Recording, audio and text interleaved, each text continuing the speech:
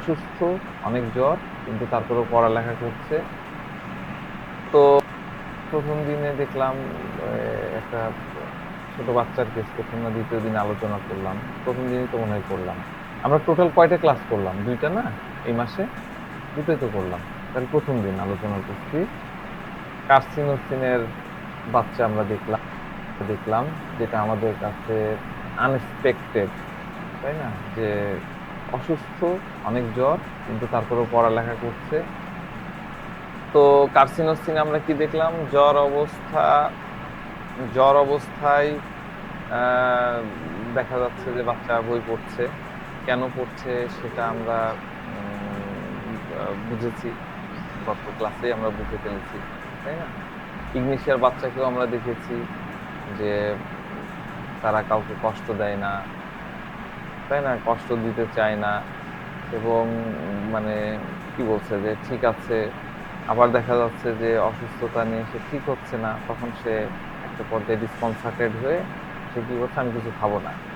মনে হয় যেন সে অসুস্থতার সাথে আড়ি পেতে বসে আছে, তাই না? বিষয়টা এরকম যে আমি যেহেতু ঠিক হচ্ছি না, তো আমিও আর কিছু করব না, আমি খাবো না, আমি কথা বলবো না, এইভাবে পড়ে থাকে। আমরা গত দিনের লাস্ট কেসে যেটা দেখালাম, আমি তো অভিনয় করেও দেখাচ্ছিলাম যে বাচ্চা একদম পড়ে আছে, মেঝে পড়ে আছে। আমরা কিন্তু তরপর নিচ্ছি না, আমরা তাকে ডিসকনসার্টেড নিচ্ছি। এগুলো হলো ডিসকনসার্টেড স্টেট। আমি একটু একটু করে বোঝানোর চেষ্টা করেছি। আরো কিছু কিছু কেস আমরা যদি দেখি তখন আমরা পাবো।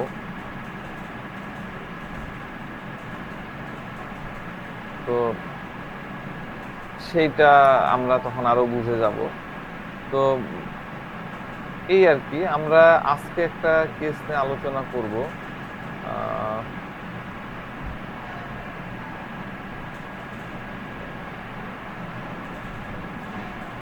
তো এই কেসটা একটু ভালো করে বোঝেন, হ্যাঁ? এরকম কেস আপনার চেম্বারে অনেক আসে, প্রতিদিনই আসে। হ্যাঁ, আমরা যদি একটু বুঝতে পারি, আমরা যদি একটু বুঝতে পারি, তাহলে এক দুই দিনের মধ্যে এই কেসগুলোকে সলভ করা সম্ভব এবং ম্যাজিক রেজাল্ট পাওয়া সম্ভব। ঠিক আছে? তো এইটা হলো, এই বাচ্চার বয়স 3 বছরের মতো। তার প্রবলেম হলো এক্সিমা। এক্সিমা এবং তার পায়ের গোড়ালি, এই সাইড গুলো আমি দেখাতে পারছি না, পায়ের একদম গোড়ালি থেকে যে একদম খাঁজ হয়ে ফেটে একদম রক্ত ঝরছে। বেশ কিছুদিন থেকে রক্ত ঝরছিল। আহ কিছু cream, anti fungal cream doctor দেখায়, আরো কিছু আহ, মানে মলম টলম মেখে কোনো কিছুই হয় না, কোনো উপকারই নাই, কোনো কিছুই নাই। তো যাক, সামহাও বাচ্চাটা মা বাচ্চা সহ আসে আর কি। তো বাচ্চাটা মায়ের কোলে একদম, জাস্ট আমি যেভাবে বসে আছি, কতখানি দেখা যাচ্ছে, জাস্ট এরকম করে মায়ের কোলের মধ্যে এরকম করে মাথা দিয়ে এরকম করে বসে আছে। এই যেটা কি বলতো, চোখে মুখে একটা ভীতি, মানে একটা ভাব, সেটা দেখা যাচ্ছে। তো বাস জাস্ট বসে আছে, আমি বসে আছি আমার চেয়ারে, আমার সামনের চেয়ারে না, পাশের চেয়ারে। আমার সামনে একটা ওয়াল বরাবর একটা আড়াআড়ি ভাবে একটা চেয়ার রাখা আছে, সেই চেয়ারে মা বাচ্চা বসে আছে। এবার আমি মার কাছে শুনলাম কি হয়েছে, কি কি ট্রিটমেন্ট করা হয়েছে, কেমন করে কি হলো, সব শুনলাম। এরকম এখন দেখার জন্য এটা দেখতে হয় আমাদের, না দেখলেও চলে, কিন্তু দেখতে হয়, এটা নিয়ম। যে একটা রুগীকে আপনাকে অবশ্যই না দেখে স্যাটিসফ্যাকশন থাকবে না। আবার আপনি যখন দেখতে যাবেন তখন তো রুগীর মধ্যে এক ধরনের রিয়াকশন থাকে, সেটা থেকে আমরা কিন্তু মেডিসিন সলিউশন করতে পারি। তো আমাদের অবজারভেশনের ইয়ের মধ্যেও একটা পড়ে যে দেখতে হবে। তো জাস্ট আমি আমার চেয়ার থেকে একটু, মানে উঠে একটু সামনের দিকে যেই একটা ধাপ দিতে লাগলাম, অমনি বাচ্চা সেই কান্না শুরু করে দিল। মানে আমি চেয়ার থেকে কেবল উঠছি, এরকম করে উঠে জাস্ট এরকম করছি, আর অমনি বাচ্চা কান্না শুরু করে দিল। আমি তাকে টাচই করিনি, তারপরেও সে কান্না শুরু, মানে আমাকে জাস্ট উঠতে দেখেছে, উঠে এক ধাপ, আর মানে এই দেখা মাত্রই বাচ্চা একদম কান্না শুরু করে দিল। তো এই জিনিসগুলো আমাদের দেখতে হবে। আমাদের পেশেন্টের মধ্যে থেকে এই টাইপের ইমোশন, এই টাইপের ফিলিংস, এটাকে আমাদেরকে পিক করতে হয়। তো তার চোখে মুখে একদম মানে ভয়ের ছাপ, ফেয়ারের যে বিষয় একদম চোখে মুখে ফুটে উঠেছে। আমি বলেছি না যে সবসময় চোখ দেখবেন, ফেস দেখবেন, আই এবং ফেস, চোখ এবং মুখ এটা দেখবেন, দেখলে বুঝবেন এবং আপনি পুরো ভয়ে যেরকম থাকে এরকম হয়ে আছে। তো আমি আর আগালাম না, না আগায় আমার চেয়ারে আবার বসে পড়লাম। তো বাচ্চাটা আবার দুই চারটা কথা বলার পরে বাচ্চাটা একটু উম, থামলো, জাস্ট কিছুক্ষণের, সরি, জাস্ট বাচ্চাটা কিছুক্ষণ আম, একটু থামলো। যেই থামলো অমনি বাচ্চার মাও চাচ্ছে যে আমি জিনিসটা ভালো করে দেখি। এবার মা বাচ্চাটাকে তুলে আমার কাছে, এই উনি উঠে আমার কাছে যেই মানে নিয়ে আসলো, পাটা এরকম করে ধরে যেই নিয়ে আসতে লাগলো, আর সেই জোরে কান্না, ভয়াবহ কান্না, মানে সেই চিৎকার। তো এই যে এই চিৎকার, এটা তো ভয়েই চিৎকার করলো, তাই না? তো এই ভয়টাই হলো এভিডেন্স। এটা আমাদেরকে ধরা জানতে হবে, এটা নিতে শিখতে হবে। হ্যাঁ, ওই ম্যাথমেটিকার মানে সেই বর্ণনা অনুযায়ী ইয়ে করবেন সেইভাবে কিন্তু হবে না, আপনাকে এই এই জিনিসগুলো দেখতে হবে, জানতে হবে। হ্যাঁ, এবং সেটার সাথে সাথে তার ওই ভয়টা কি, ভয়টাকে অ্যানালাইসিস করা শিখতে হবে। আমরা এটাই শিখবো, আমার আমার আমার মূলত আমাদের টার্গেট এটা, আমরা এই অ্যানালাইসিসটা করা শিখবো। আসলে সে ভয়টা কেন পাচ্ছে। সাউন্ড কম হচ্ছে?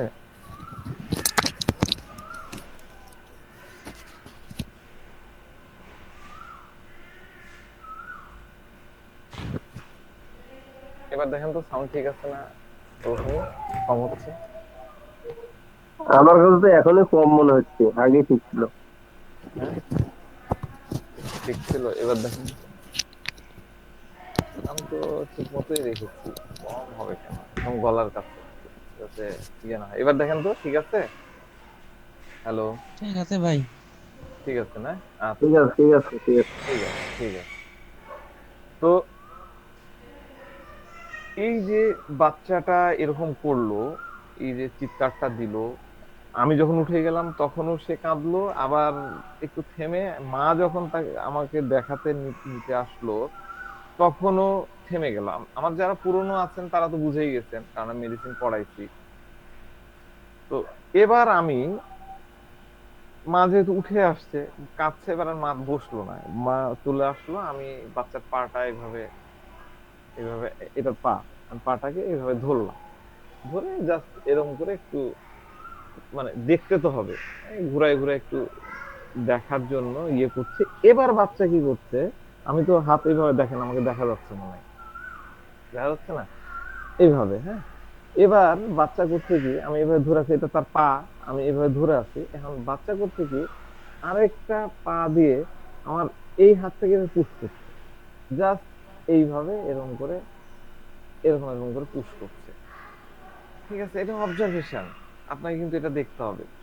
পাটা ধরেছি আর পা, এই সরি, পাটা ধরেছি, আরেক পা দিয়ে সে আমার হাতটাকে এইভাবে পুশ করছে, আর এই ধরার পরে তার চিৎকারের সাউন্ডটা আরো আরো জোরে হয়ে গেল।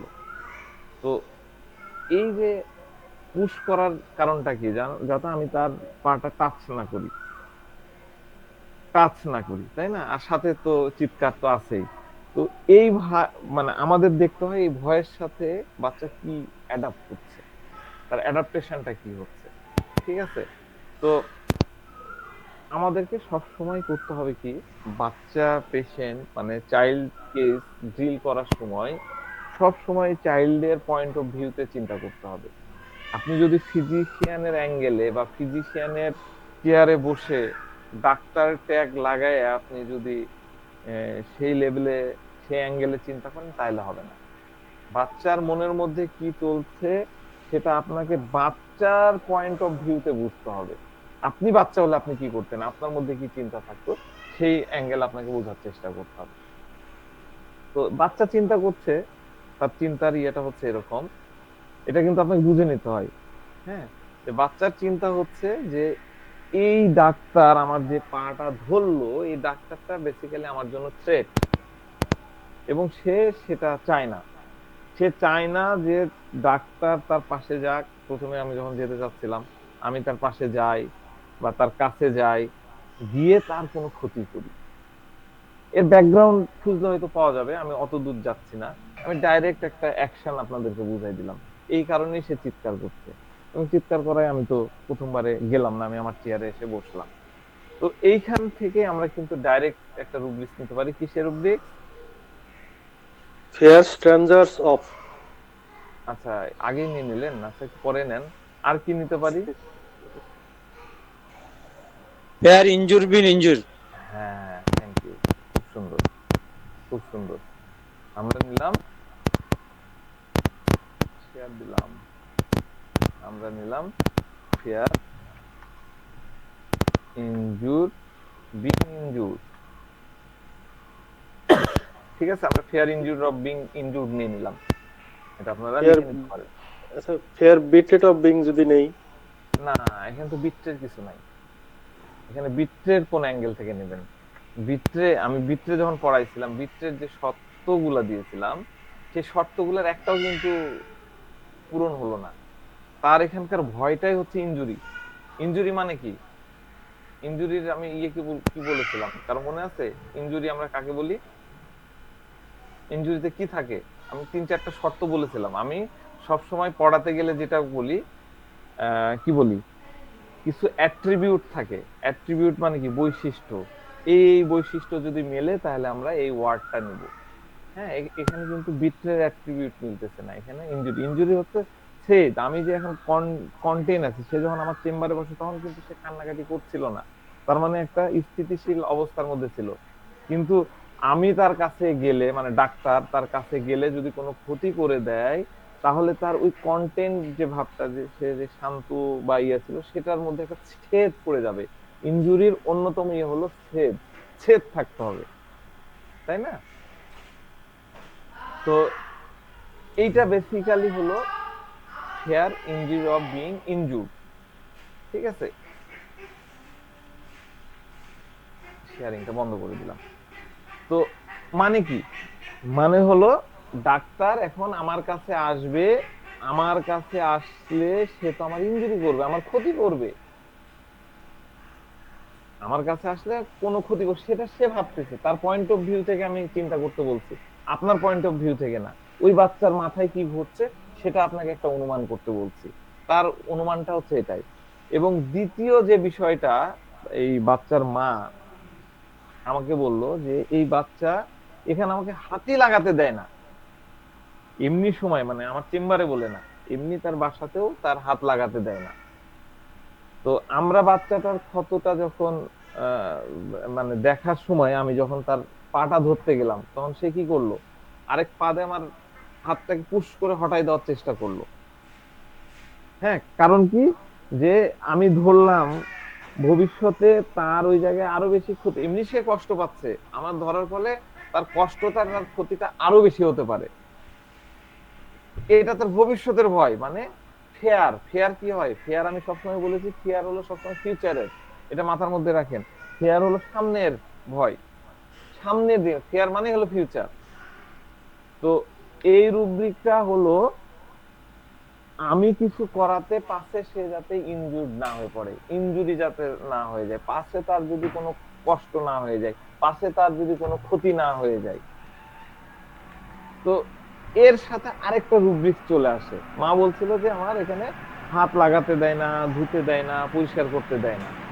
তাহলে এটা হলো হেয়ার সাফারিং। তাহলে কি আসলো? হেয়ার ইনজুরি আসলো আর হেয়ার সাফারিং। আমি আবার ইয়েতে চলে যাই। হেয়ার সাফারিং, একটা ইনজুরি নিলাম, আর একটা হলো হেয়ার সাফারিং।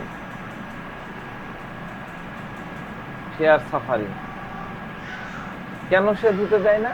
কারণ তার ভোগান্তিটা বেড়ে যেতে পারে, তার কষ্টটা বেড়ে যেতে। আমি সাফারিং এর আরো বিস্তারিত আলোচনা করছি, সাফারিং নিয়েই আলোচনা হবে আজকে ক্লাসে। হ্যাঁ, ইনজুরি নিয়ে তো আমি এর আগেও আলোচনা করেছি।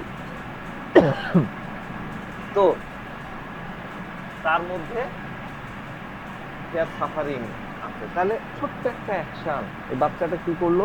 আমি যখন, ভালো করে বুঝেন, আমি যখন তার কাছে যেতে লাগলাম, অথবা তার মা যখন আমার কাছে আসতে লাগলো, তখন সে কান্না জুড়ে দিল। কেন কান্না জুড়ে দিল? আমার দ্বারা তার যদি কোনো ক্ষতি হয়ে যায়, আমার দ্বারা তার যদি কোনো, এখন ক্ষতির মধ্যেই আছে কিন্তু অ্যাটলিস্ট তো কন্ট্রোলে আছে, কিন্তু আমার দ্বারা তার যদি সেই স্থিতিশীল অবস্থার মধ্যে একটা ছেদ পড়ে যায়, একটা ব্রিজ তৈরি হয়ে যায়, এই কারণে সে কি করলো? কান্না জুড়ে দিল। তার মানে কি? তার মধ্যে কাজ করছে ফেয়ার ইনজুরি অফ বিইং। আর তার সাথে কি মাকে হাত লাগাতে দেয় না, ধুতে দেয় না, পরিষ্কার করতে দেয় না। কেন দেয় না? ওই একটাই, যে ফেয়ার সাফারিং, হাত হাত দিলে ধুলে আমার তো সাফারিংটা বেড়ে যাবে। ছোট্ট একটা অ্যাকশন, ছোট্ট অ্যাকশনের মধ্যে আমরা কিন্তু দুটো রুব্রিক্স খুব সহজেই পেয়ে গেলাম। এইরকম প্রেজেন্টেশন আপনার চেম্বারে আপনারা যখন পাবেন, আপনারা অবশ্যই স্ট্যামোনিয়ামের কথা চিন্তা করবেন। ছোট্ট একটা জায়গায় কিন্তু কিছু কনফার্মেটরি জায়গা আছে, সেটা আমি বলে দিচ্ছি। তো এই বাচ্চাটা হচ্ছে স্ট্যামোনিয়াম, এটা খুবই কমন, আমাদের চেম্বারে রেগুলার আছে, রেগুলার আছে। আমি তো এই সিম্পল একটা বিষয়ের উপরে আমার সাথে ডক্টর মোস্তাক ভাই আছেন, উনি ইয়ে করেন জাস্ট সিম্পল একটা জায়গা। স্ট্যামোনিয়াম যদি এত সিম্পল না, আমরা আরেকটু বিশদভাবে চিন্তা করি, আরেকটু ঢুকে চিন্তা করি। উনি সিম্পল জিনিসের উপরে উনি এগুলা চিন্তাও করেন না, জাস্ট একটা বাচ্চাকে এরকম একটা ইয়ে দেখে তিনি স্ট্যামোনিয়াম দিয়ে দিলেন।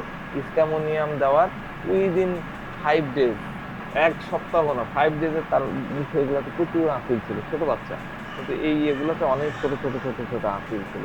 জাস্ট উইদিন 5 days, মানে সেকেন্ড ফলো আপে একদম তার মুখ ক্লিয়ার। স্ট্যামোনিয়াম, স্ট্যামোনিয়াম আপনি যদি ওয়ার্টের মধ্যে যান, ওয়ার্টসের মধ্যে, তাহলে ওই ফেসিয়াল ওয়ার্টের মধ্যে ডেফিনেটলি আপনি স্ট্যামোনিয়াম পাবেন না। স্ট্যামোনিয়াম কোনো ম্যাট্রিমেডিকার মধ্যে আপনি আপিলের এই জিনিসগুলো পাবেন না। তারপরে এগুলো প্র্যাকটিক্যাল হচ্ছে।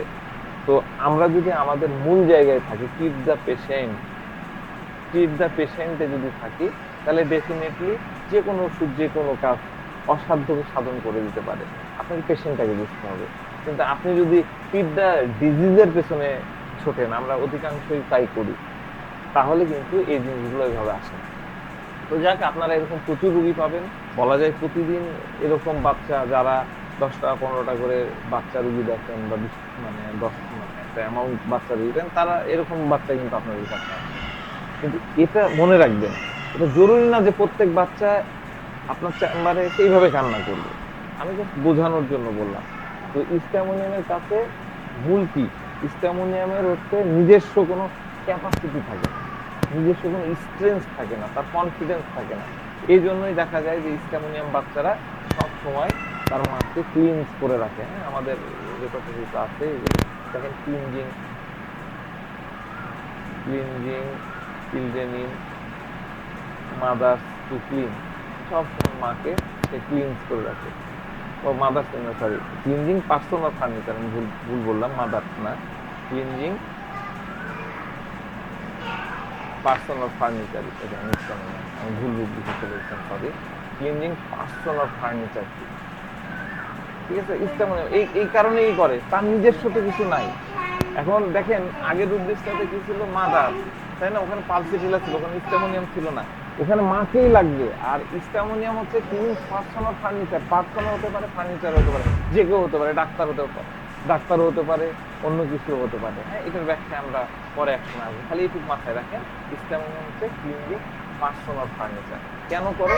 কারণ একটাই, তার নিজস্ব কোনো স্ট্রেংথ নাই। ফার্নিচার আমি কখন ধরবো? আমি ফার্নিচার, এই যে আমার পিছনে আপনারা ওয়ার্ড্রপ দেখতে পাচ্ছেন, আমার এটা কখন ধরবো? এটা ধরে কখন আমাকে চলতে হবে? আমি যখন নিজের পায়ে দাঁড়াতে পারবো, তখন কিন্তু আমাকে ফার্নিচার, আমরা দেখি না বয়স্ক ব্যক্তিরা এই টেবিল ধরছে, এটা ধরছে, ফার্নিচার ধরে ধরে হাঁটছে কেন? কারণ তার নিজস্ব স্ট্রেংথ নাই, তার নিজস্ব কনফিডেন্স, স্ট্রেংথ থাকলেও তার কনফিডেন্স নাই। এই কারণেই তাকে এইভাবে আঁকড়ে ধরতে হয়। ক্লিনিং মানে আঁকড়ে ধরা, তাই না? তো আমি এই বাচ্চার কাছে যখন যাচ্ছিলাম, এই বাচ্চা কি করছিল? মাকে জড়াই ধরছিল, মাকে জড়াই ধরছিল। এই বাচ্চা সম্পর্কে আমি তার নেচার সম্পর্কে জিজ্ঞাসা করছিলাম, তখন মা বলছিল যে ডাক্তার সাহেব বললেন না, বাসায় যদি কোনো ফকির আসে বা অপরিচিত কেউ যদি আসে, তাহলে সে যে আমার পিছনে লুকায়, মানে বাচ্চা মায়ের পিছনে যে লুকায়। ঠিক আছে, মায়ের পিছনে যে লুকায়। এবার আপনি ওই আমাদের নাসির ভাই মনে বললেন, এবার আপনি ওই রূপ দিচ্ছেন, there stranger of, STR, stranger, STR ANGER, stranger of, there stranger of, এই রুব্রিক্সটা এবার আপনি নেন। বুঝতে পারলেন? প্রত্যেকটার একটা স্টেজ আছে, সেই অনুযায়ী পারফর্ম করে পারসন। তো স্ট্রেঞ্জারকে এরা খুব ভয় পায়। স্ট্যামোনিয়ামের আসলে সবচেয়ে বড় ভয়টা কোন জায়গায় জানেন? স্ট্যামোনিয়ামের সবচেয়ে বড় ভয় হচ্ছে ডার্কনেস। ডার্কনেস মানে কি? ডার্কনেস কি? ডার্কনেস মানে যেটা আমি জানি না, ডার্কে থাকি মানে পেছনে অন্ধকার, তাহলে কি ওই পিছনে কি আছে আমি জানি না, এটাই হলো ডার্ক। এখন এই যে আমি এই বাচ্চার কাছে আগালাম, তাই না, বা মা বাচ্চাকে নিয়ে আগালো, এর মধ্যে ডার্কনেসটা কোথায়? বাচ্চার অ্যাঙ্গেল থেকে চিন্তা করেন। বাচ্চা ভাবছে যে এই যে ডাক্তার সাহেবটা আমার কাছে আসলো, সে এখন আমার সাথে কি করবে? আমাকে কি গিলে খাবে, নাকি আমাকে কি করবে? আমাকে কি ইনজুরি করে ফেলবে, না আমাকে গিলে খাবে? এই একটা খুব কোর কোর জায়গা আমি আপনাদেরকে বলছি। আমার ধারণা এখানে যারা একদম খুব মানে এই সিস্টেম গুলার সাথে খুবই পরিচিত, তারাও এই কোডটাকে, মানে আমারও অনেক সময় লেগেছে খুঁজে পেতে। এইটা হলো স্ট্যামোনিয়ামের এই কোর যে জায়গাটা হলো, সেটা হলো যে তার কাছে মনে হয়, আমি যখন তার কাছে আগাচ্ছি তখন তার কাছে মনে হচ্ছে যে আমাকে সে মনে করতেছে, মানে আমাকে সে পারসিভ করতেছে যে আমি একটা ডেঞ্জার এনিমেল, হিংস্র পশু।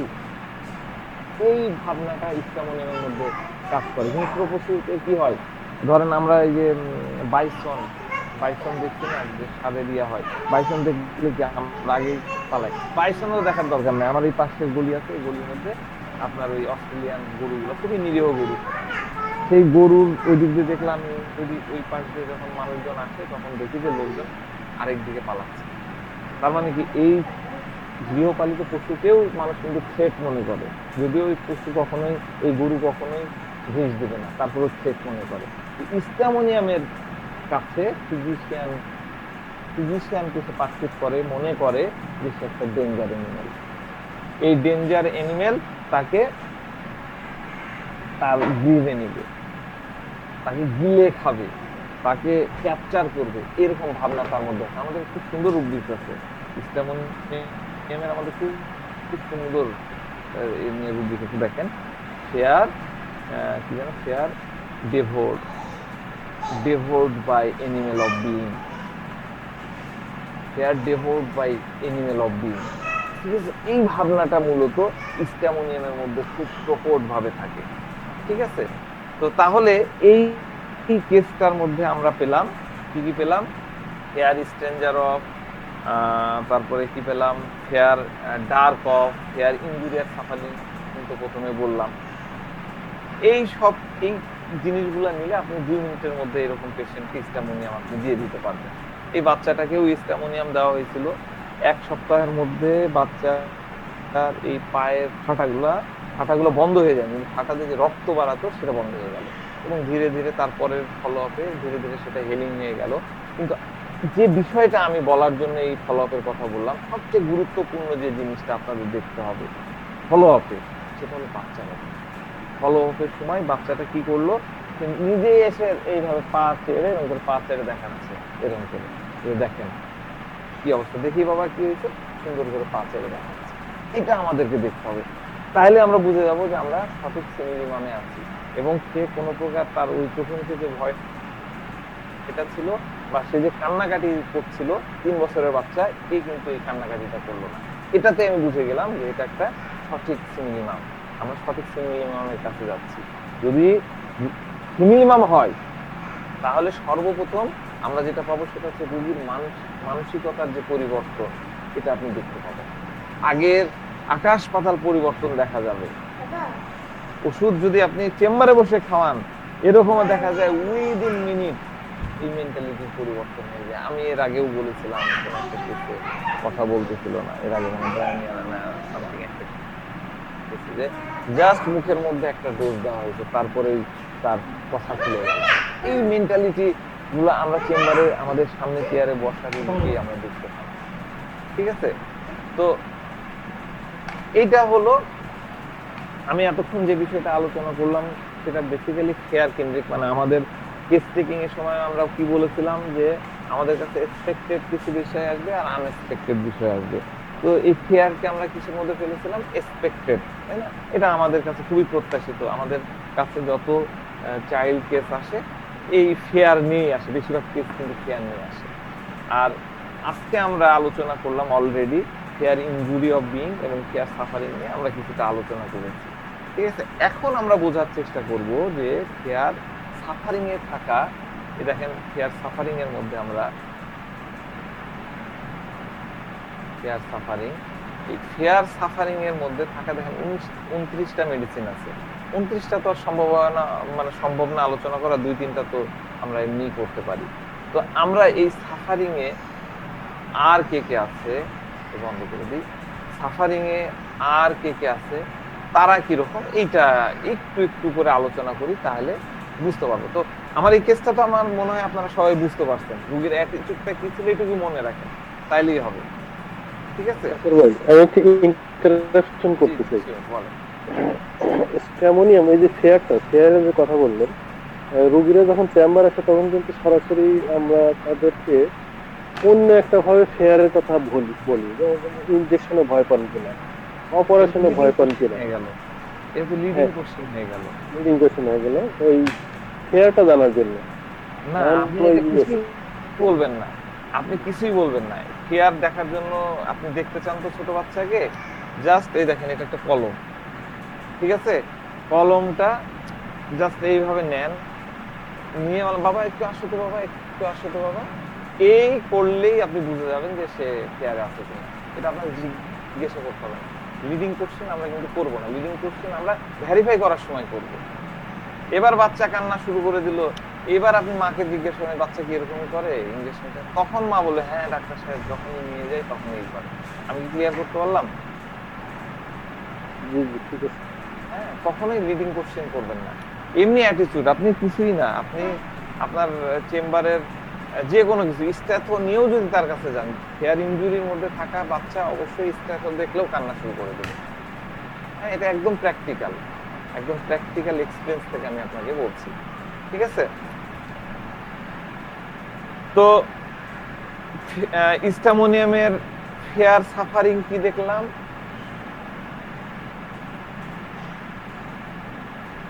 স্ট্যামোনিয়ামের ফেয়ার সাফারিং এ দেখলাম যে এই বাচ্চা এত বেশি ভয় নিয়ে প্রেজেন্ট হচ্ছিল। কেন ভয় নিয়ে প্রেজেন্ট হচ্ছিল? কারণ তার মধ্যে কোনো স্ট্রেংথ ছিল না, তার কাছে কোনো সলিউশন ছিল না, সে জানতো না, সে বুঝছে না যে কি হতে যাচ্ছে কি হচ্ছে। এই জন্য সে মায়ের কোলের মধ্যে মাথা দিয়ে লুকিয়েছিল, মায়ের কাছে হেল্প চাচ্ছিল, তাই না? এবং আমাকে দেখে কান্না শুরু করে দিল, ওটা তো হেয়ার ইনজুরি। আর মায়ের কোলে মায়ের মধ্যে বসে থেকে মায়ের সাথে সলিউশন, এটা হলো ফেয়ার সাফারিং। তো যে মানুষ সম্পর্কে স্ট্যামোনিয়াম মনে করে যে এই ব্যক্তি, এটা নট অনলি চাইল্ড, বড়দের ক্ষেত্রেও এটা প্রযোজ্য, এটা ভালো করে বোঝেন। হ্যাঁ, সেটা হলো যে যে মানুষ সম্পর্কে স্ট্যামোনিয়াম মনে করে যে এই ব্যক্তি আমাকে বাঁচাতে পারবে, আমার তো নিজের স্ট্রেংথ নাই, আমার তো আমি তো সলিউশন জানি না, আমি তো ক্যাপাবল না, কিন্তু আমার কাছে মনে হচ্ছে এই ব্যক্তি আমাকে রক্ষা করতে পারবে, এই ব্যক্তি আমাকে বাঁচাতে পারবে, তখন সে কি করে? তাকেই ক্লিনস করে। এই জন্যই বেসিক্যালি ওই যে আমি একটু আগে ভুল করে দেখালাম যে ক্লিনজিং, কিলরেনিন, মাদার্স একটা দেখালাম না, ভুল করে যেটা দেখালাম, ওর মধ্যে স্ট্যামোনিয়াম নাই। স্ট্যামোনিয়ামের মা লাগে না, যাকে সে মনে করে যে আমাকে সে রক্ষা করতে পারবে, আমাকে সে বাঁচাতে পারবে, তাকেই সে ক্লিনস করবে। মা যদি হয় তাহলে তো ভালোই, মা তো নিজের। অ্যাডাল্ট কেসগুলোতে আমরা দেখি, অ্যাডাল্ট স্ট্যামোনিয়ামের ক্ষেত্রে আমরা দেখি, এটা ভালো করে মাথার মধ্যে রাখেন, এটা ভালো করে রাখেন, এবং এটা খুবই কাজে লাগে, খুবই কাজে লাগে। স্ট্যামোনিয়াম ভেরিফাই হয়ে যায় এটাতে। অ্যাডাল্ট স্ট্যামোনিয়াম কি করে? সে তার ফার্স্ট ক্লোজেস্ট ফিজিশিয়ান, ধরেন যে আমি ছোট ডাক্তার, কিন্তু আমি তার খুব ক্লোজ, আমি তার বন্ধু মানুষ, কিন্তু দেখা যাচ্ছে ডক্টর শামসুদ্দিন অনেক বড় ডাক্তার, সে সবকিছু করতে পারে এবং খুব নাম যশেছে। এবার এই পেশেন্ট, আমি হলাম তার ফার্স্ট ক্লোজেস্ট ফিজিশিয়ান, কিন্তু সে জানে যে আমি হয়তো ডক্টর শামসুজ্জোহার মতন না। তারপরেও কি হবে? যখনই তার কোনো প্রবলেম বা কিছু হবে, সে কিন্তু শামসুজ্জোহার কাছে যাবে না, আমি নিয়ারেস্ট, আমি ক্লোজেস্ট, আমাকে এসে সে ক্লিনিক করবে। সে চাইবে আমি যাতে তাকে ক্যারি করি, আমি যাতে সে যে ডার্কের মধ্যে আছে সেই ডার্ক থেকে আমি তাকে বাহির করে নিয়ে আসি। এই বিষয়টা প্রত্যেক স্ট্যামোনিয়ামের ব্যাকগ্রাউন্ডের মধ্যে কিন্তু চলে আসবে। আপনি যদি ভেরিফাই করতে জানেন তাহলে দেখবেন যে এই জিনিসটাই আছে। আপনার চেম্বারে যে বড় অ্যাডাল্ট স্ট্যামোনিয়ামটা আসে, তার একটা মনে করেন যে হঠাৎ করে প্রচন্ড একটা মাথা ব্যথা হয়েছে বা একটা কিছু হয়েছে, আপনার বাসা হয়তো মানে আপনার চেম্বারে আসতে তার হয়তো ধরেন যে 1 কিলোমিটার পথ অতিক্রম করতে হবে। এখন ঘটনা হচ্ছে তার বাসা থেকে আসতে যে তার পরিচিত আরেকটা ডাক্তার আছে ধরেন যে 100 মিটার পরে। সে করবে কি আপনার কাছে আসা বাদ দিয়ে আগে তাকে ধরবে, ওই বাবা এটা কি হয়েছে, এটা এখান থেকে স্ট্যামোনিয়ামের যে প্রেজেন্টেশন গুলো আছে সেটা সেটি এরকমই হয় স্ট্যামোনিয়াম। ঠিক আছে? তো এই জন্যই আমাদের কখনোই উচিত না রুব্রিক্সকে ম্যাথমেটিক্যালি নেওয়া, ম্যাথমেটিক্যালি নিয়ে অ্যানালাইসিস করে মেডিসিন সিলেকশন করাটা কখনোই উচিত না। I am sorry to say that আমরা কিন্তু ম্যাক্সিমামই এই প্র্যাকটিস করছি, এটা কখনোই করা উচিত। আমাদের কি করতে হবে, আমরা এরকম একটা রুব্রিক্সকে নিব যে তার আশেপাশে যে কন্টেক্সট গুলো আছে এভরিথিং শুড ম্যাচ, প্রত্যেকটা জিনিস যাতে ম্যাচিং হয় সেটাকে আমাদের দেখতে হবে। এবং এই বাচ্চাটার ক্ষেত্রেও কিন্তু আমরা সেটা দেখলাম, তার প্রত্যেকটা জিনিস কিন্তু ম্যাচিং হচ্ছিল। বাড়ির কথা যখন মা বললো যে একটা ফকির আসছে, অপরিচিত কে আসছে, সে এসে আমার পিছনে লুকাচ্ছে বা আমাকে চেপে ধরতে, 3 বছরের বাচ্চা। তাহলে এই কন্টেস্ট সব জায়গায় সেম থাকবে, স্ট্যামোনিয়ামের কন্টেস্ট যেখানে যাক চেঞ্জ হবে না, একই রকম থাকবে। ঠিক আছে? এবার দ্বিতীয় আরেকটা কেস নিয়ে আলোচনা করি, এটা ভালো করে বুঝেন। একই একই অসুখ, এই ড্রাই এক্সিমা, একদম ফেটে ফেটে, ড্রাই তো বলা যাবে না যেহেতু রক্ত বাড়াচ্ছে, তারপরে ড্রাই বলে দিলাম। তো এই বাচ্চাটা হচ্ছে পুরা শরীর ড্রাই এবং শরীরে অনেক জায়গায় চুলকায়, টপ টপ টপ টপ ইয়া, আর এরও পা ফাটা। ঠিক আছে? তো আহ, মানে সবসময় তো আসলে আমি 100% সাকসেসফুলি ডান করবো এটা তো মানে সম্ভব না, হবেও না। তো আমি ইয়ে করলাম, আম, আপনার প্রথমে ওই রকম দেখে টেখে কোন একটা মেডিসিন দিয়েছিলাম, আমার মনে নেই। হ্যাঁ, আমি just একটা মেডিসিন দিয়ে দিলাম, যেটা হয় হিট অর মিস, আমরা যেটা 95% করি, দেখে মনে হলো একটা দিয়ে দিই। হ্যাঁ, সেটা আমিও দিয়ে দিলাম। তো এই ওষুধ খাওয়ার পরে যেটা ইয়ে হলো, তো ওষুধটা তার ছিল না, এই কারণে রোগীর কোনো উপকার হয়। তো এবার সে তার বাবার সাথে আসছে এবং বাবা এক্সপ্লেন করছে যে ডাক্তার সাহেব গতবার যে ওষুধটা দিয়েছিলেন সেটা খেয়ে তার তেমন কোনো উপকার পায়নি, বরং আমার কাছে মনে হয়েছে যে আপনার মেডিসিন খাওয়ার পরে ওর কষ্টগুলো বেড়েছে। তো যেহেতু মেডিসিন খেয়ে কষ্ট বেড়েছে, খুবই মানে এটা একটা বিষয়, এই কারণে সে এবার মানে বাবাই বলতেছে এবার সে আপনার কাছে আসতে পারছে না, ডাক্তার দেখাতে পারছে না। কারণ এবার যদি আবার ডাক্তার ওষুধ দেয় আর ওষুধ খাওয়ার পরে যদি আবার কষ্ট হয় বা কষ্ট বেড়ে যায়, এই কারণে সে কিন্তু এবার আসতে পারছে না। তো এইরকম ক্ষেত্রগুলোতে হয় কি আপনাকে বাচ্চার প্রেজেন্টেশন করতে সেটা দেখতে হবে, বাবা কি বলছে সেটা না। এমন হতে পারে অনেক সময় বাবা মারা তো উপকার পেয়েছে তারপরেও বলে যে না না না সেটা না, ভালো করে দেখা। তা আপনার কাজ হলো বাচ্চাকে দেখা, বাচ্চার প্রেজেন্টেশন। তো এই বাচ্চা একটু বড়ই ছিল, 10-11 বছর, 12 বছর মনে হয়। তো বাচ্চা বেশ হাসি খুশি, একদম হেলে দুলে এরকম এরকম করে নাবিস নবীন বাচ্চা হেলে দুলে এরকম এরকম করে কথা বলে। তো চোখে মুখে ওরকম ভীতির ছাপ নাই, আগের বাচ্চাটার মধ্যে যেরকম ছিল সেরকম ছাপ নাই। তো বাচ্চাকে জিজ্ঞাসা করলাম যে এবার তুমি বলো কি হয়েছে। তো বাচ্চা বলছে যে গতবার আপনি যে ওষুধটা দিয়েছিলেন সেই ওষুধটা খাওয়ার পরে আমার পুরো শরীর লাল হয়ে গেছিল এবং এগুলো অনেক বেশি চুলকাচ্ছিল।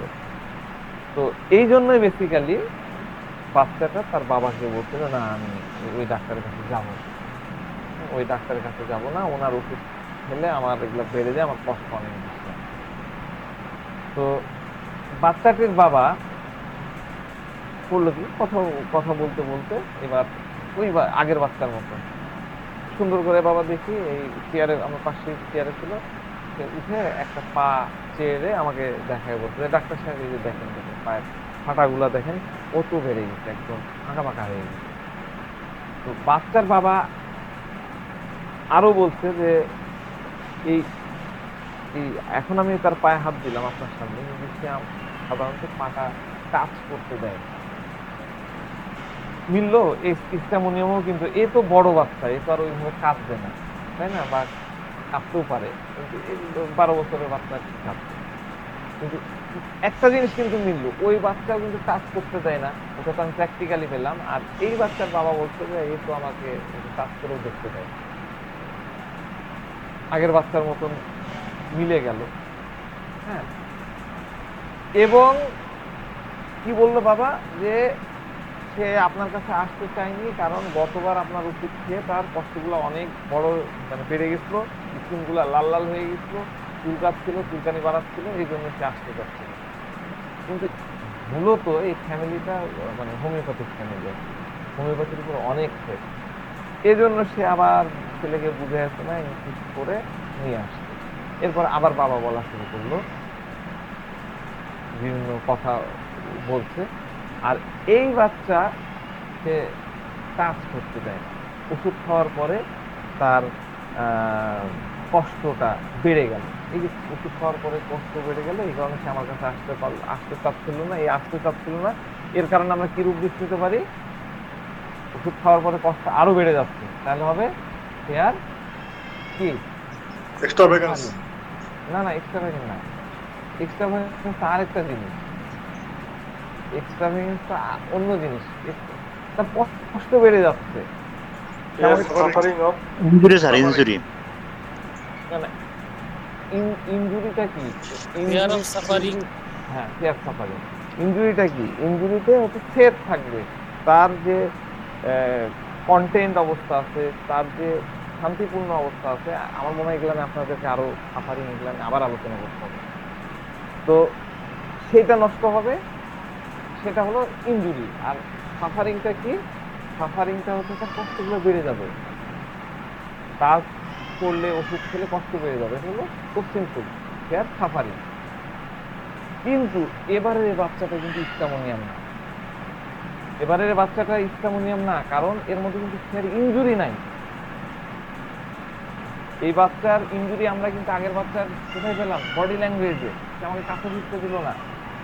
খুব ভালো করে মনে রাখেন, যখন আপনার বাচ্চা, কোনো বাচ্চা ওইভাবে যে দেখতে দিচ্ছে না, দেখা মাত্র কান্না শুরু করে দিল, এটা কিন্তু ফেয়ার ইনজুরি। ইঞ্জেকশনের ভয়, অমুক তমুক, এগুলো কিন্তু ফেয়ার দিচ্ছে না, ফেয়ার ইনজুরি। ঠিক আছে? তো কেন স্ট্যামোনিয়াম না? কারণ আমরা শুধু তার বডির মধ্যে দেখছি সাফারিং, অন্য ভয়গুলা তার মধ্যে নাই, যে ফেয়ার ডার্ক, অমুক তমুক। কারণ ডার্ক টার্ক থাকলে চোখে মুখে ভয়, অশান্তির একটা চিহ্ন থাকে, সেটা থাকে। কিন্তু এই বাচ্চাটার মধ্যে আমরা সেটা দেখিনি। এই বাচ্চাটা মোটামুটি হাসি খুশি ভাবেই তার প্রশ্নের জবাবগুলো দিচ্ছিল, হেসে হেসে গেলে হেলে দুলেই জবাব দিচ্ছিল। তো বাচ্চা বলছিল যে বাবা যখন আমার পা টাচ করে, মানে টাচ করে আমার মানে পাটা, আমার এই ঘাগুলা বা আমার এই ফাটাগুলো দেখতে যায়, তখন আমার অনেক ব্যথা হয়। এরপরে আমার বাবা করছিল কি, ভেসলিন, ভেসলিন, ভেসলিন। আমি এর আগে বলেছিলাম যে ফাটা টাটা ড্রাই হয়ে গেলে আমরা সাধারণত বলি হয় গ্লিসারিন দেবেন, এগুলো আপনারাও সাজেশন দেবেন, অথবা ভেসলিন দেবেন, প্লেন ভেসলিন, অথবা ভেসলিন লোশন, মানে নট মেডিকেটেড, যেটা প্লেন ভেসলিন, অথবা অলিভ অয়েল দিবেন। এই তিনটা আমরা বলি ফাটা জায়গা, মানে ড্রাই জায়গাগুলোকে আর্দ্রতা দেওয়ার জন্য। তো সেটা আমরা বলে দিয়েছিলাম। তো বাবা যখন ভেসলিন লাগাতে গেল, বাচ্চা বলছে, তখন আমার কষ্ট আরো বেড়ে গেল। তো আমি তখন তাকে আর টাচ করতে দিলাম না, এই যে না, আমার দরকার না। তো আমি বাচ্চাকে জিজ্ঞেস করলাম, তখন তুমি কি করলা?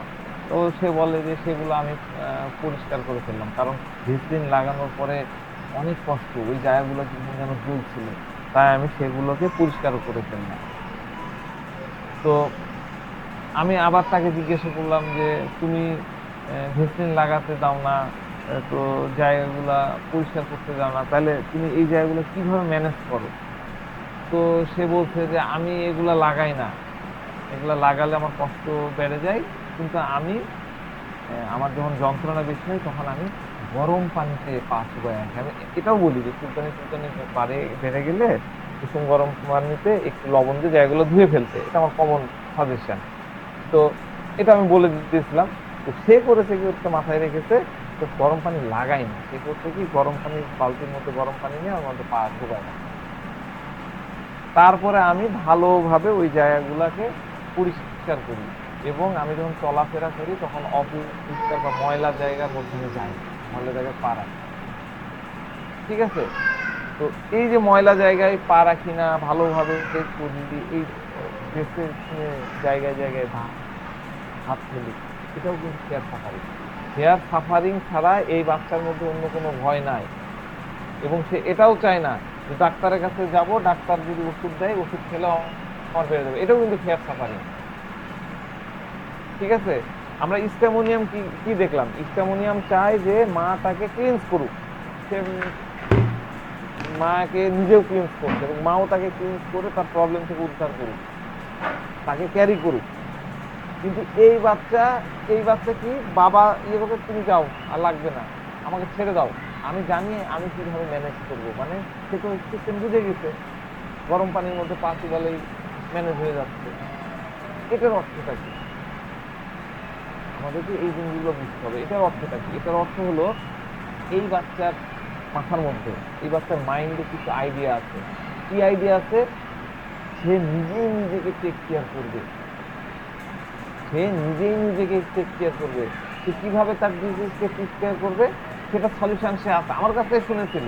সেটা সে তার মাথার মধ্যে আছে। আমি তো তাকে চুবাতে বলিনি, আমি বলেছিলাম যে বেশি চুলকালে বাই হলো কুসুম গরম পানিতে লবণ দিয়ে সে কোনো লবণ টবণ দেয়নি।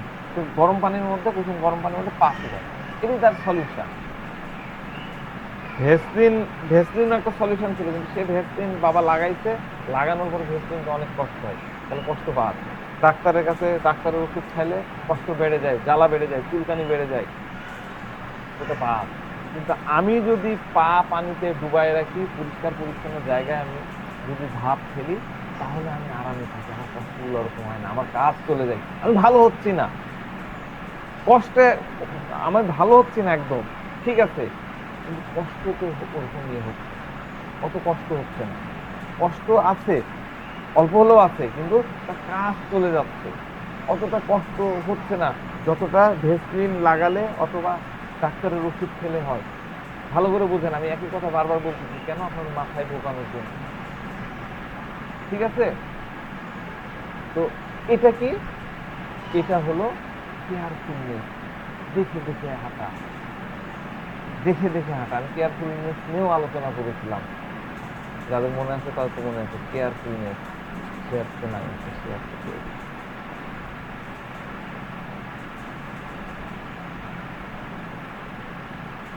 হলো কেয়ারফুলনেস।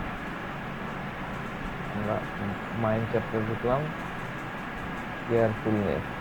ঠিক আছে? দেখেন, কেয়ারফুলনেস অনেক বড় জায়গা, কেয়ারফুলনেস। ঠিক আছে? এটা হলো কেয়ারফুলনেস। তাহলে আমরা কি কি পেলাম? আমরা এই রুগীর মধ্যে কি কি পেলাম? আমরা রুগীর মধ্যে পেলাম কেয়ারফুলনেস, 2 নম্বরে ঢুকাই। আর কি দেখলাম? Hair suffering.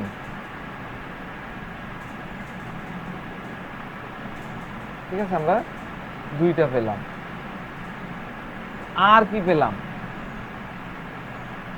এই বাচ্চার মধ্যে কি কোনো লাইট ডিজায়ার আছে? সে কি তার বাবা জি স্যার, আছে আছে? আছে। ওই যে বেসলিন লাগাইতে তার কষ্ট বেশি হয়, তাই সে গরম পানি লাগায়, এখানে তার কষ্ট লাইট কম হবে কি হয়। করে? ওইখান থেকে এখানে ওটাও একটু তো হালকা ঝামেলা। হইতেছে না না। না না, লাইট লাইট তাহলে আমাকে আরো ডিপ করে বুঝাতে হবে। এখানে কোনো লাইট নাই। লাইটের খুব কমন একটা জায়গা কি, সে কি তার বাবাকে জিজ্ঞাসা করছে আমার কি অসুখ হয়েছে, কি ডিজিজ হয়েছে, আমাকে কি করতে হবে, আমাকে কি জিজ্ঞাসা করছে কি করতে হবে? সে আবার এটাও চায়নি যে পুরোপুরি ভালো, যে লাইটে থাকবে সে কোনো অসুখই চাইবে না। আজকে আমাকে এক ভাই ফোন দিয়ে বলতেছে যে আমার এক বন্ধু অনেক বেশি সিগারেট খায়, সিগারেট খেতে খেতে খুব সুন্দর একটা কথা বললো।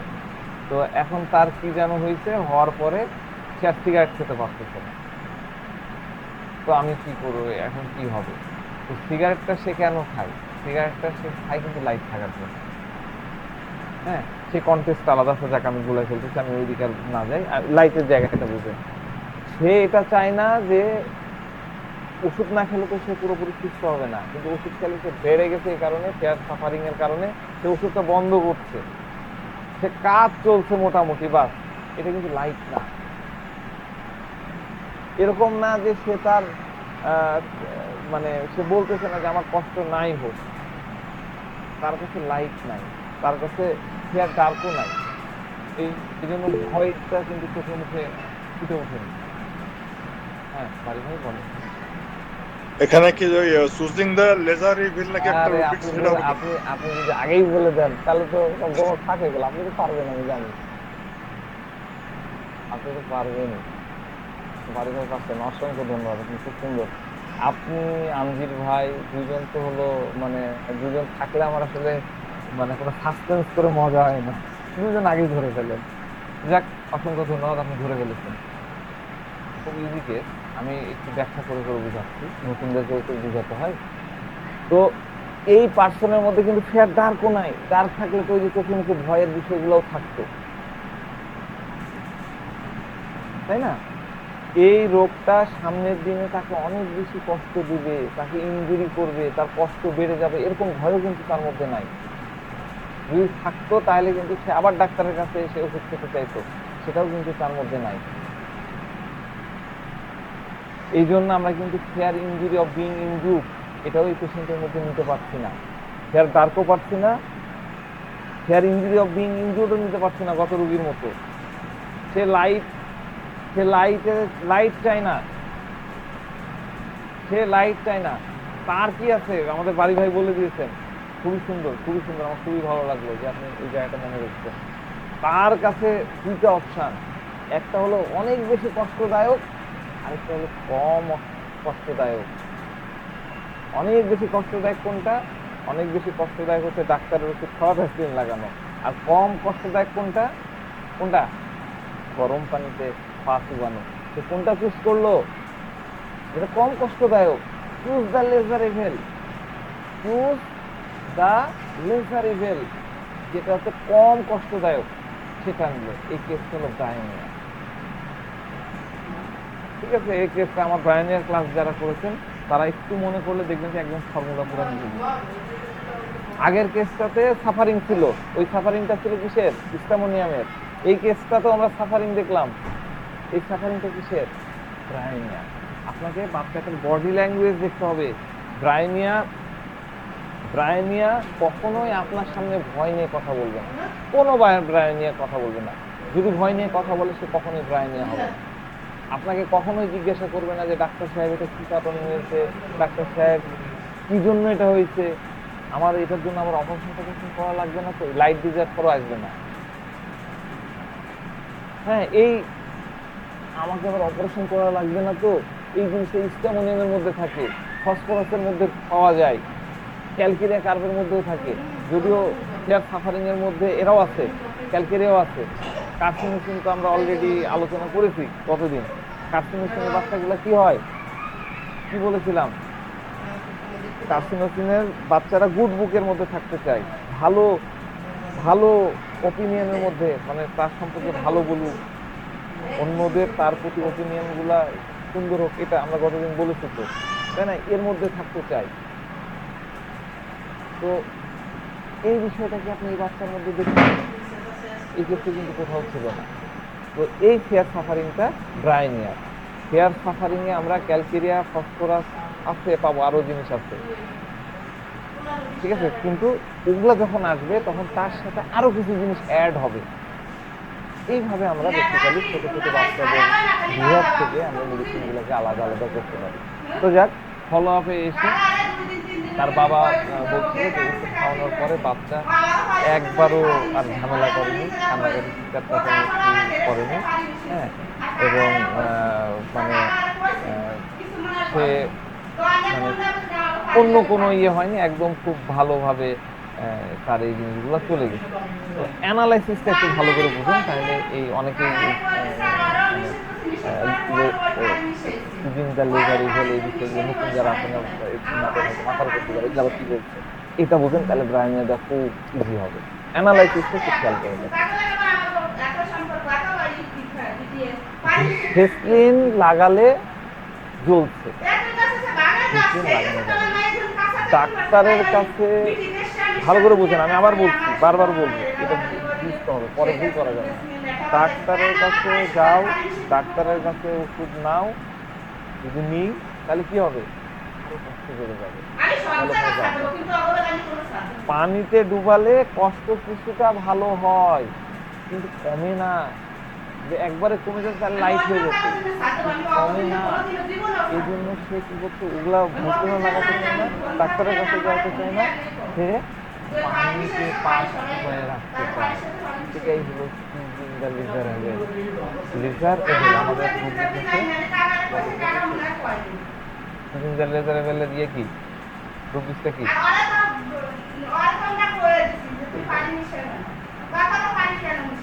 সুজিংটা লেজার এভেলের ইয়ে কি, স্কেপ প্যাটার্ন নাকি সুজিং, আমি ভুলে গেলাম যে, হ্যাঁ স্কেপ প্যাটার্ন না, স্কেপ প্যাটার্ন, স্কেপ প্যাটার্ন দেখি, ফেয়ার সাফারিং চলতে লিটারে fair suffering, sorry fair suffering.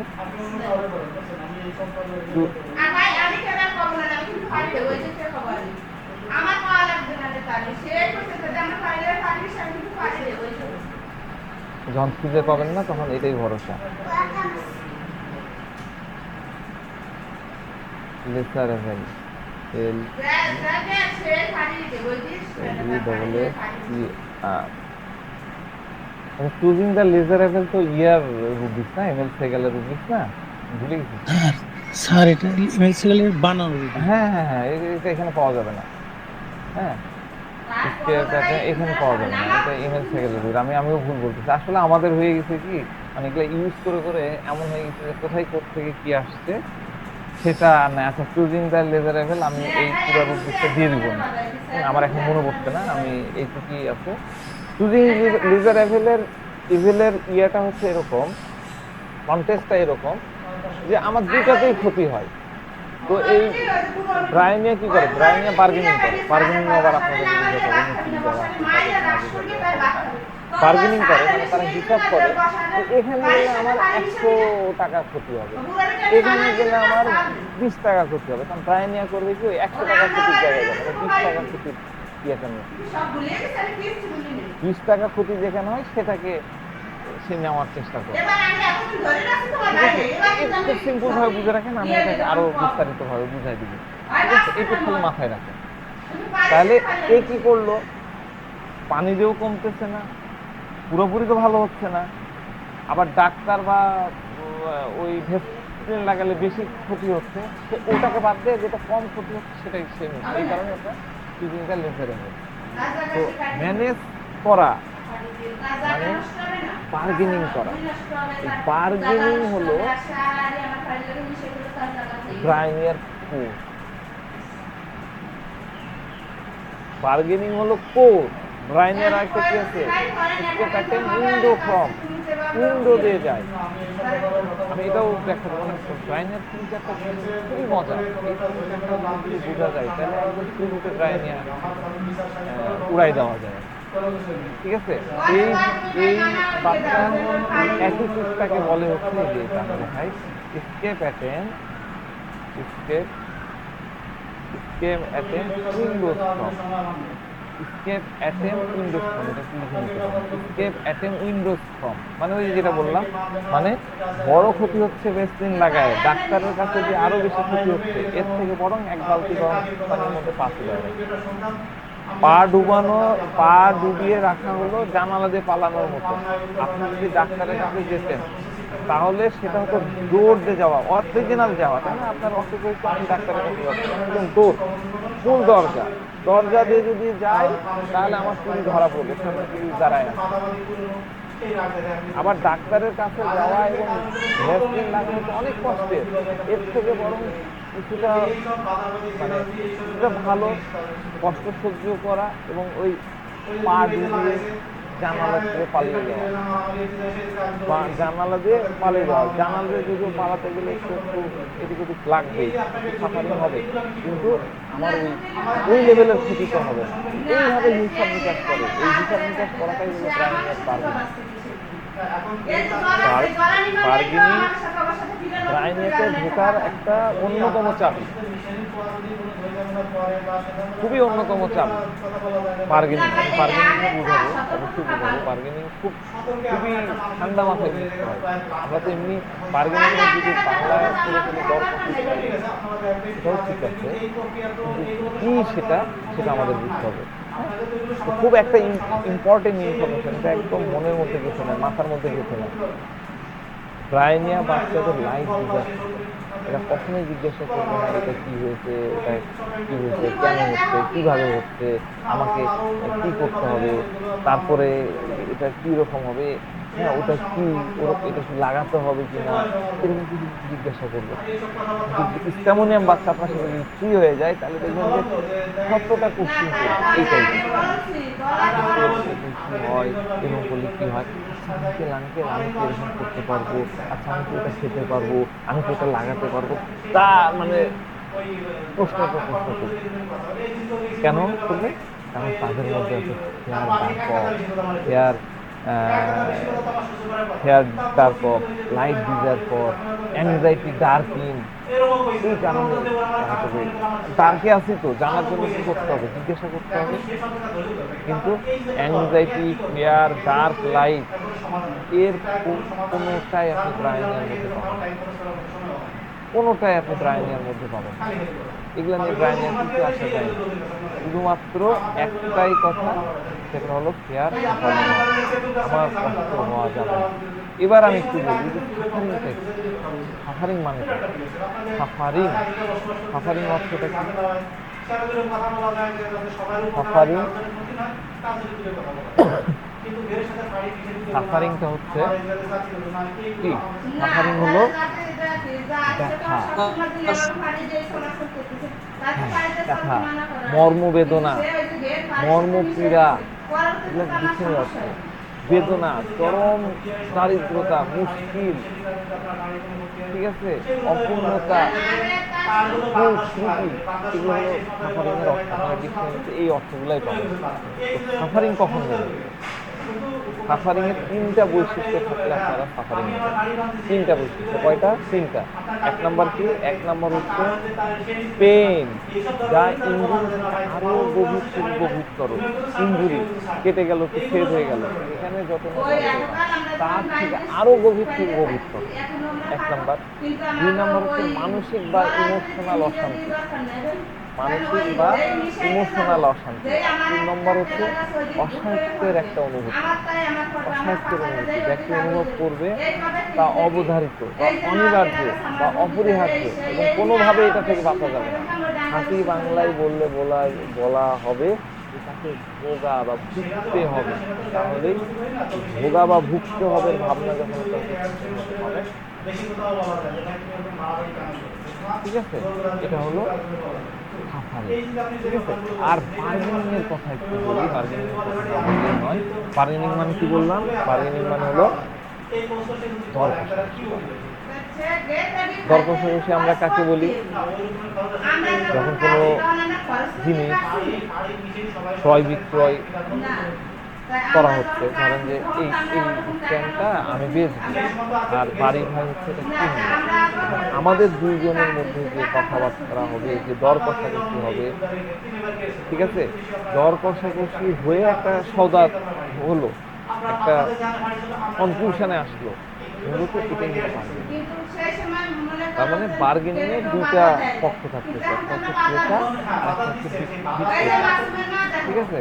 তো বার্গেনিং হলো এক ধরনের কন্ট্রাক্ট বা এগ্রিমেন্ট, যেখানে দুই পক্ষের সম্মতি বা ইচ্ছা অনুসারে কোনো বস্তুকে তার মনের মতন রেটে বিবেচনা করা যায়। কিন্তু দুই পক্ষের পুরোটাই প্রচেষ্টা থাকে সর্বোচ্চ কম রেটে নেওয়া যায়। মানে বিক্রেতাও চাইবে যে সর্বোচ্চ তার লাভ করতে, আর ক্রেতাও চাইবে যে কত কম দামে কেনা যায়। মানে দুইজনেই কিন্তু লাভের হিসাবটা করবে। যে কিনবে সেও চাইবে তার লাভ, যে বেচবে সেও চাইবে তার লাভ। ঠিক আছে? তো এই বার্গেনিংটাকে আমরা বিভিন্ন জায়গায় নিই, কথাবার্তায় নিই, দর কষাকষিতে নিই, দ্রব্য মূল্যে নিই। এটা হলো খুব সিম্পল ভাবে আমি বার্গেনিং এর অর্থ করলাম।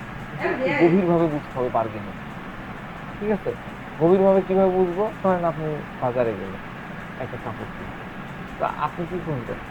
আপনি আপনার জন্য বেস্ট, ধরেন আমি এই জামাটা, এই জ্যাকেটটা কিনতে গেলাম, আমি গেলাম যে আমার পছন্দ হয়ে গেল, এটা আমার কাছে মনে হয় না আমার একদম হেভি হচ্ছে, ফিট হচ্ছে, এটা আমার জন্য বেস্ট। আমার মন অনুযায়ী, আমার মত অনুযায়ী, আমার মস্তিষ্কে সেট করা কোয়ালিটি বা আমার কাঙ্ক্ষিত কোয়ালিটির এটা এটা আমার কাছে বেস্ট, বেস্ট ম্যাচিং আমার জন্য। এবার আমার এটা ম্যাচিং হয়ে গেল, এইটা আমি সিদ্ধান্ত নিলাম এটা নিব। এবার আমি দোকানকে জিজ্ঞাসা করলাম যে ভাই এটার দাম কত? বললো যে 1000 টাকা। এবার তখন আমি কি করলাম, এটা একটা ইমেজ মনের মধ্যে নিয়ে বা একটা ছবি তুলে নিয়ে আমি আরো 10টা দোকানে গেলাম। 10টা দোকানে কেন গেলাম? যে এই কাপড় কোন দোকানে আরো কম দামে পাওয়া যাবে, কোন জায়গায় রেটটা আরো কম পড়বে, এবং যেখানে আমি 5 টাকা কম পাবো আমি সেখানে নিব। এটাই হলো bargaining। ঠিক আছে, এটাই হলো বার্গেনিং। তাহলে আমরা বার্গেনিং কে যদি কনক্লুশন করি, আমরা যদি একটা অনুসিদ্ধান্তে আসতে যাই, তাহলে বার্গেনিং হলো সবচেয়ে বেস্ট জিনিসটা আমার দরকার এবং সবচেয়ে কম খরচ।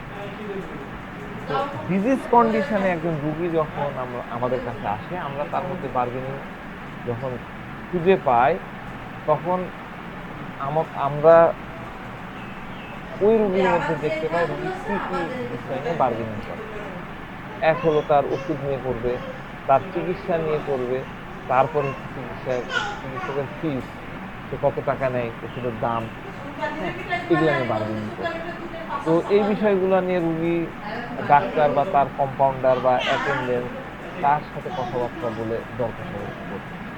তার কাছে যদি মনে হয় যে ডাক্তারের প্রেসক্রিপশন করা মেডিসিনের দাম বেশি, তখন সে ডাক্তারের সাথে বা তার স্টাফের সাথে কথাবার্তা বলে দরকার ডাক্তার একটু কম রাখেন, আপনি তো অনেক বেশি ওষুধের দাম নিচ্ছেন, ওষুধের দামটা অনেক বেশি হয়ে যাচ্ছে, আপনি একটু কম রাখেন।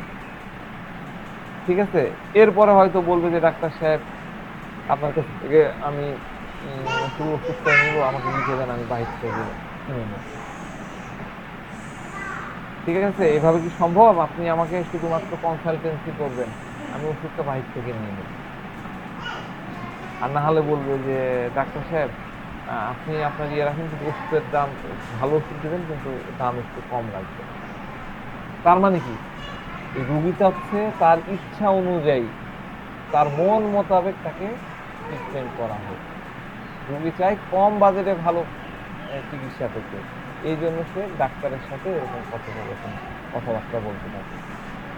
যদি তার কাছে মনে হয় যে ডাক্তারের ফি বেশি, তাহলে হ্যাঁ ডাক্তার সাহেব এটা তো ক্রনিক ডিজিজ না, আপনি 500 টাকা চার্জ ধরবেন, 300 টাকা রাখেন, প্লিজ রাখেন। রুগীরা প্রায় এসে কি বলে, রুগীরা ডাক্তারের কাছে এসে আপনার কাছে এসে বলবে যে ডাক্তার সাহেব আপনার ফি অনেক বেশি, আমার জন্য একটু কমাবেন না, আমার খুব বেশি মনে হচ্ছে, আমি তো আরো হোমিও ডাক্তারের কাছে গেছি, ওরা তো এত টাকা নেয় না। এটা বার্গেনিং। আপনার ফি অনেক বেশি, আপনি যদি আমাকে আগে ফি সম্পর্কে জানতেন, তাহলে আমি জানাতেন, তাহলে আমি আপনার কাছে চিকিৎসা নিতে আসতাম। এগুলো বলে রুগীরা এসে, আপনি ফি যদি একটু কম রাখেন তাহলে আমি আপনার কাছে চিকিৎসা করবো, না হলে করবো। এটাও বার্গেনিং। রুগীরা এসে বলে ডাক্তার সাহেব আপনি যে আমার আপনি যে আমাকে 1 মাসের ওষুধ দিচ্ছেন, আমার কাছে এটা খুব কম কম মনে হচ্ছে, এবং টাকাও তো বেশি নিয়েছে, এই এতটুকু ওষুধ 1 মাসে যাবে না, আপনি ওষুধের পরিমাণ একটু বাড়ায় দেন। টাকা নিচ্ছেন, নেন, ওষুধের পরিমাণ আমাকে একটু বাড়ায় দেন। এটাও বাড়বে। আমার কাছে মনে হচ্ছে যে এই ওষুধ 1 মাস যাবে না, আরেকটু টাকা লাগলে নেন, কিন্তু ওষুধের পরিমাণ বাড়ায় দেন। তো এগুলো হচ্ছে খুবই মানে কমন কথাবার্তা, যেগুলো আমরা পেশেন্টদের সাথে কথা বললে আমরা পাই। তো এগুলা হচ্ছে খুব গ্রস লেভেলের কথাবার্তা, খুব গ্রস লেভেলের কথাবার্তা, মানে ভাষা ভাষা কথাবার্তা। কিন্তু হোমিওপ্যাথি কি সূক্ষ্ম, আমাদেরকে একদম সূক্ষ্ম ভাবনাটা বুঝতে হয়। আমরা ওই বাচ্চা রুগীটার যে জিনিসটা নিলাম, সেটা হলো তার ফিলিংসের বার্গেনিং। সেই বাচ্চাটা কি করলো, সেই বাচ্চাটা ডাক্তারের ওষুধ খেয়ে এবং ভ্যাসলিন লাগায় তার কষ্ট বেশি হচ্ছে, আর পানি লাগায় কম কষ্ট হচ্ছে। এই জন্য সে কি চিন্তা করলো, যেটাতে তার কাছে বেশি বেশি লাভদায়ক মনে হচ্ছে, কম কষ্ট হচ্ছে, কষ্ট তো হচ্ছে, হেয়ার সাফারিং তো আছে, সাফারিং তো আছে, সে কোনটাকে চুজ করলো লেজার ইভেল, কম জায়গাটা। এটাও কিন্তু একটা মাধ্যম। তো এই বিষয়গুলো আপনাকে আমাকে ভালো করে বুঝতে হবে। আমরা যদি এই জিনিসগুলো ভালো করে বুঝি, তাহলে দেখবেন যে আমাদের মেডিসিন নিয়ে আর কোনো সমস্যা হচ্ছে না, আমরা খুব ইজিলি মেডিসিন প্রেসক্রাইব করতে পারছি।